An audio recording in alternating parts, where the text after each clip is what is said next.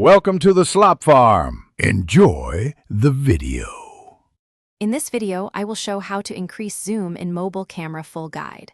Start by opening your camera app and tapping the zoom slider or pinching outward to engage zoom. Hold your phone steady, enable grid lines, and consider a small tripod for stability. Move closer to subjects when possible, rather than relying only on digital zoom. Try incremental zoom, steps to find the sharpest balance between framing and image quality. Understand the difference between optical and digital zoom to get better results. Optical zoom keeps full sensor detail, while digital zoom crops and enlarges pixels, lowering quality. When optical zoom is limited, use minimal digital steps and steady support to reduce noise and blur.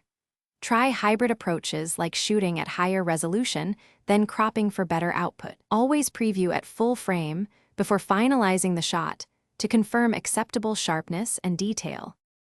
If you're finding this guide helpful, please subscribe and like the video to support more tips. Quick recommendation: life's too short for a stinky car. Grab Little Tree's black ice to keep your car smelling great between location shoots, and it makes a funny little prop for a behind-the-scenes clip.